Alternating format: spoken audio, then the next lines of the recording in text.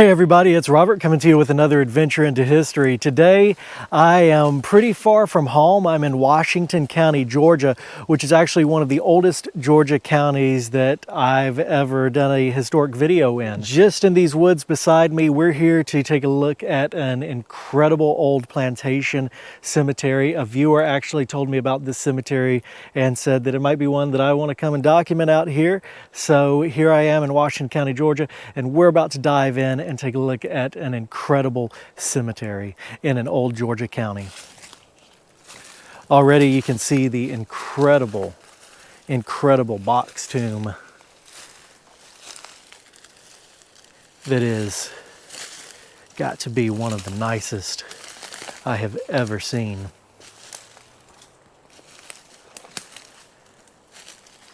One of the most interesting things is I see familiar names here. This is the grave of a Hudson. Now, if you've watched these videos, you'll know Dan, who appears on the video. He is related to the Hudson family. I also see the name Moye on this headstone, and I have a friend down in Stewart County with the last name Moye. So it's interesting to see the similar names even so far, 3 hours from where I usually am. You can see this is still that early brick that this tomb is made out of. I think that this is going to be a little bit after the plantation era brick. This kind of, to me, looks like brickyard brick, but old brickyard brick, probably late 1800s. You can see where it's got some imperfections in it that this brick of this era often gets. Also the mortar, the very soft mortar that's in there. Then incredible marble insert here. It says Mrs. B.F. Hudson. We'll just ignore the big old spider hiding in there somewhere. And then an absolutely incredible monument on top of this tomb. Let's try to read it. Sacred to the memory of Ella Moye, wife of B.F. and mother of Tommy Hudson. Wife of B.F. and mother of Tommy Hudson, and daughter of T.E. and Martha Moye. Born September 1840, died April 6, 1883. Rest in peace. So she was only 43 years old, and that death date, 1883, looks right at the same era that these bricks are from. Right beside her tomb is another brick tomb that's busted up from maybe a tree fall. It looks like we can see some smaller trees on it, but I don't think that they completely destroyed it like that. But I just saw there's incredible engravings on the side of this monument, and we need to read the epitaphs.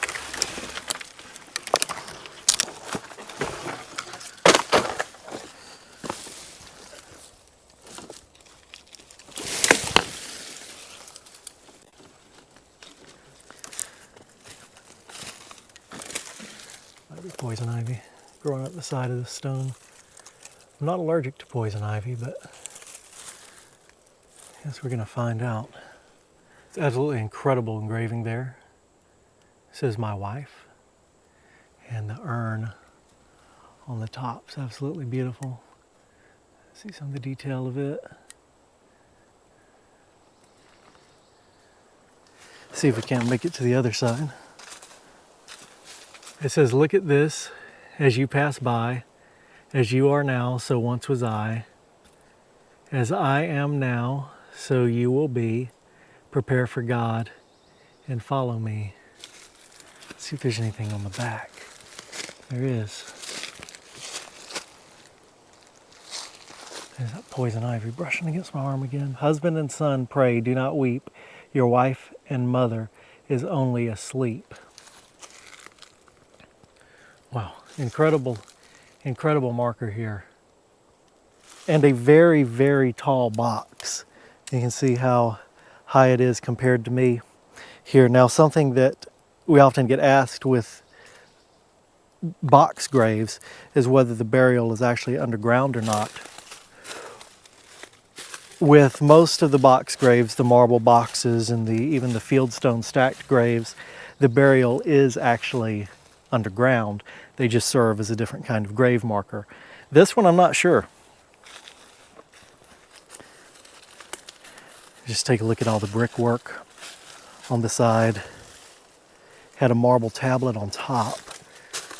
Interestingly enough, this doesn't look broken. You see it's missing half of the tablet here, but that doesn't look like a break to me. It looks like the way it was made, and it's brick under all the poison ivy and leaves. Now back home in Harris County, Talbot County, etc., I'm not allergic to the poison ivy there. So will I be allergic to poison ivy in Washington County, Georgia? That remains to be seen. So we have only just scratched the surface of this cemetery. If you look through the woods, there are a lot of graves out here. Look how many are out there. So we're going to go ahead and try to start over here. We've read that one, and to go through all the graves here. This was another box of some sort. It doesn't look like it was ever as high as that one was. And obviously it has been destroyed. Probably, this looks like probably tree damage. A large tree fell on it, maybe. Not this small stuff. This small stuff wouldn't have caused all of this. Although, I don't know, I wouldn't say this is a case of grave robbing like we've seen in the past. This looks just more like natural damage. But the question is, are we going to be able to get a name or anything on this one? Because this marble, so that's a slab of marble that's similar to that. There's no engraving on it. There's no engraving on that one. That one looks like it was just a slab from there to there, because that, again, that does not look like a break there. But where would a marker be for this one? There's a piece of marble slab right here. And that's the top of it, so nothing there. But I don't see another big marker to match that. You'd think they'd be matching, or at the very least this one would be marked, but I don't know. Definitely no engraving there.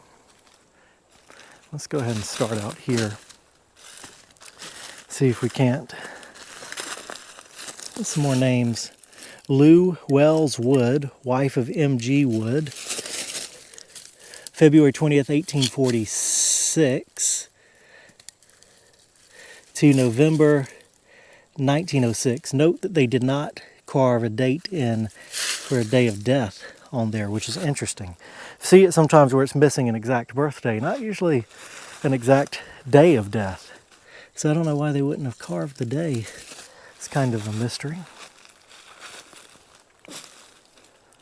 This is sacred to the memory of Mrs. C.E. Rawton, daughter of T.E. and Martha Moye, born November 25th, 1834, died March 23rd, 1873. Graves all throughout here, graves scattered about, headstones out of place. See that one over there? It's not where it should be. Thomas Oscar Wood, born October 31st, 1866, died October 3rd, 1872. Of such is the kingdom of heaven. A child's marker. So this one is stamped concrete. It says, what does that say? What's that first word there? Daughter of Robert J. and Laura A. Moye, was born January 14th, 1871, died October 24th, 1871. Suffer little children unto me, for of such is the kingdom of heaven. What does it say? Does it say...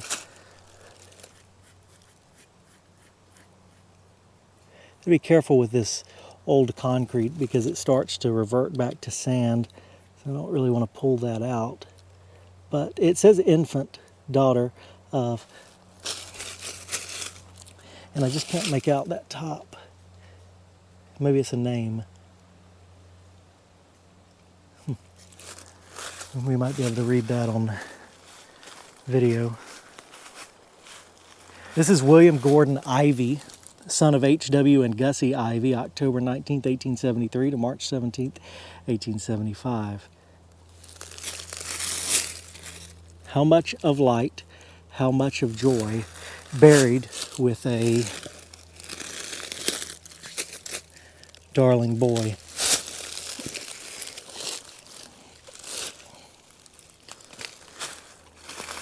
Little Winky Ivy, son of H.W. and Gussie Ivy, October 9th, 1890 to March 17th, 1892. A little bud of love to bloom with God above. All right, see, this is sort of stuff you don't want to see, is displaced headstones. That didn't happen naturally, you know? And it's turned, it should be faced the same way all the rest are. You know, this could have been done by logging, could have just been done by kind of a vandalism thing. Who knows what happened. It's very close to the road though. Maggie N. Wood, born October 7th, 1846, died May 13th, 1919. Her spirit smiles from that bright shore and softly whispers, "Weep no more." And it's got a finger pointing up at the top. This is Benjamin Wood, born September 15th, 1815. Married to Anne B. Darby, September 4th, 1845. Died October 4th, 1864. Asleep in Jesus' blessed sleep, from whom no one wakes to weep.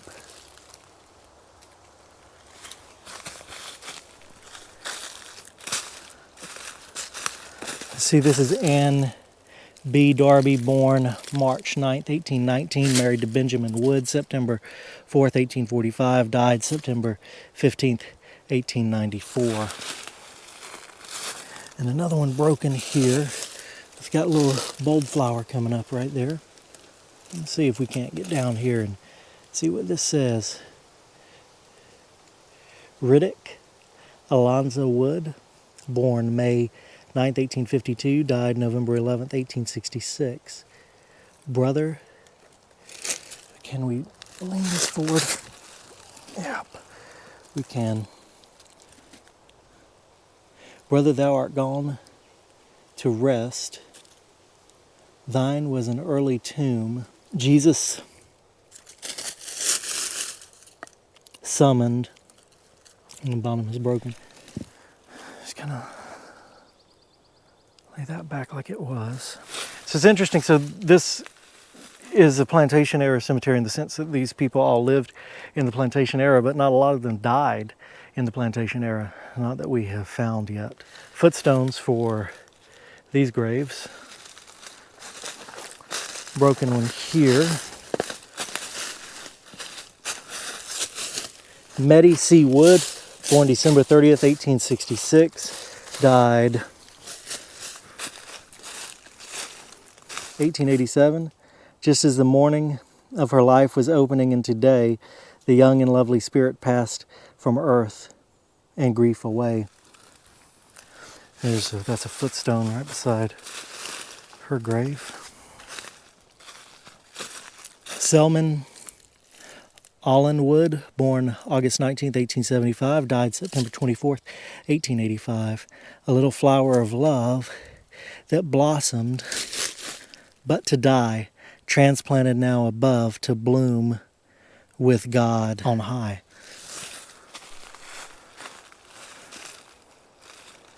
See the spider web? Almost walked into it. Still lots more graves out there getting a little bit newer. Out through there. I see 1925 over there. But we're not there yet. We gotta see, well, this one is faced this way. Mary F., wife of Reverend G.A. Wood, born March 12, 1838, died January 20, 1884. She was a kind and affectionate wife, a fond mother, and a friend to all. Fernandez J. Wood, born October 28, 1856, died May 9, 1864. Gone but not forgotten. Infant born and died. Not even a family name on here. Probably a Wood, though. Infant, born and died September 1869. Blessed are the dead which die in the Lord. And there's footstone for that grave. We're getting close to the big box again. Here's Robbie R. Wood, born December 20th, 1864, died April 3rd, 1870, though lost to sight, to memory dear. Well, let's see what this one is, and I think we got a couple behind us that we missed. Mary R. Wood, born October 30th, 1870, died December 1872. Epitaph is unreadable. See, that's probably poor quality marble, also faced up, getting pounded by the rain has really worn that one down. So we're back beside the incredible tomb. I just wanted to show it again because I'm really taken by that as I navigate through the poison ivy. How long does that stuff take to start itching? I don't know. See, I don't think we did these yet. M.G. Wood, August 24th, 1829 to September 30th, 1904. And definitely haven't done this broken one right here. All right. Sacred to the memory of Mrs. E.L. Wood, wife of M.G. Wood, and daughter of T.E. and Martha Moye, born June 24th, 1836, died August 23rd, 1873. So Mrs. E.L. Wood, we don't actually have her name, but Mrs. E.L. Wood was M.G. Wood's wife, and going to be Ella Moye's sister, since she's also a daughter of T.E. and Martha Moye. Okay, starting to put a family together. I think that, okay, I just noticed this. So Mrs. C.E. Ralton was another sister. So we have three sisters buried here. Ella Moye, E.L. Wood, Mrs. E.L. Wood, and Mrs. C.E. Ralton. So she died 73. What was her date of birth again? So, oh wow, August 73. March 73, and then she was 1880s. But so all three sisters here. I need to look up and see if it's documented whether her husband, who is at BF, is buried here. We have the Hudson name, the Moye name, in the daughters here, and a lot of people with the Wood name. So kind of the tie-in right here, I guess, would be maybe M.G. Wood, who married the Moye, and then that's where all of these Woods or maybe come from. I realized the predominant name out here was not one of the ones I'd read at the beginning, because I still see more Woods going back this way. More Woods in the woods. So I wanted to look at this one because Ed A. Wood appears to be the final burial out here. He was born in 1868 and died in 1925. Could find another date, but from the style of the headstone, really sticks out. It's that polished granite. Looks like probably the final burial out here in these woods. So look at all of those graves. They're out there.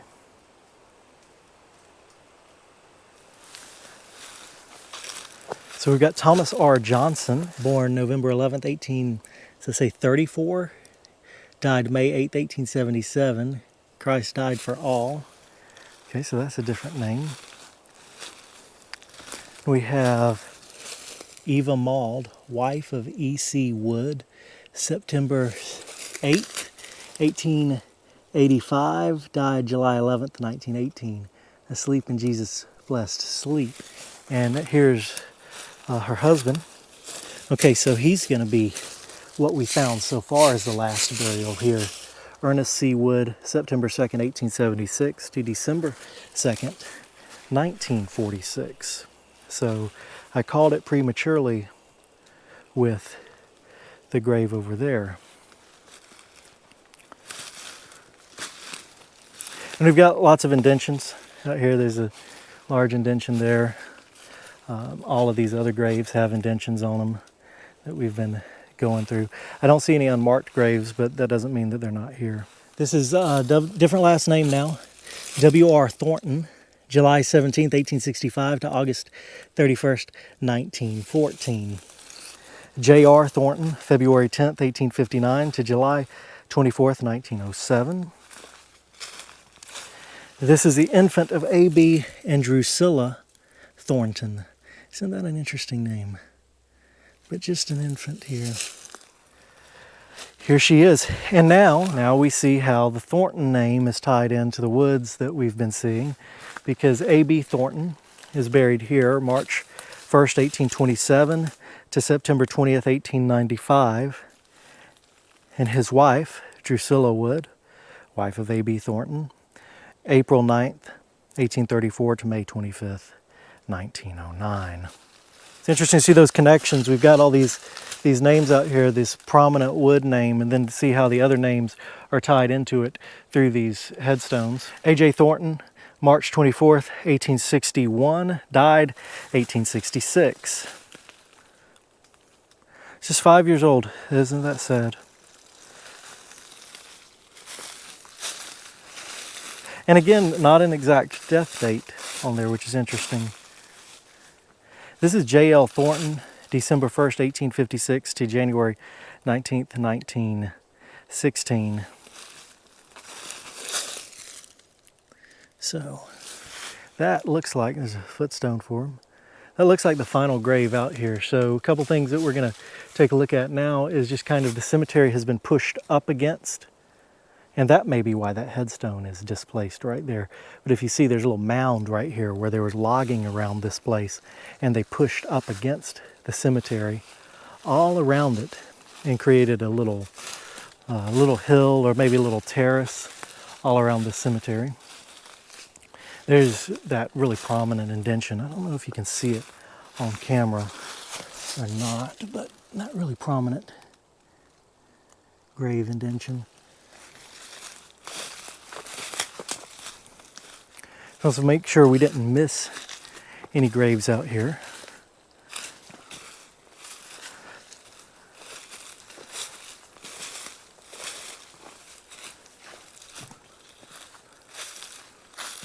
And it doesn't look like it. We can see again that push up of the dirt up against this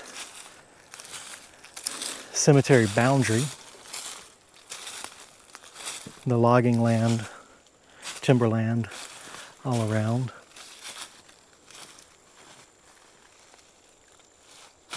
I don't see anything else out there, and if it was, it's obviously been stripped clean and erased. Doesn't mean there was anything out there though, there probably was not, but with any cemetery of this age, you always want to kind of check around, maybe check for any graves of people who were enslaved that were sometimes buried near plantation cemeteries. Not a lot of actual plantation era burials in here. A couple of Civil War burials, Civil War era burials. But I'd say this was probably a plantation site because these people were all certainly alive in that era. And we've once again circled back to Ella Moye's incredible monument. So I want to give a shout out to Joy, who's back at home researching for us behind the scenes right now. And she sent me some details of some of the people buried out here, which she was able to find. M.G. Wood, back here behind me, was Corporal Mizell Greenlee Wood Sr. He was a veteran in the Civil War. In 1900, he lived in Tennille Town, Washington, Georgia, which I think that's what the cemetery is considered. So I thought we would go a little bit further and talk about maybe the history of this county and this town in which, although I'm not in a town right now, but the nearest area in which I am. So let's do that. So I was actually fortunate enough to have a Washington County history book with me today. There's no index in this book though, which is doesn't make it easy to look stuff up.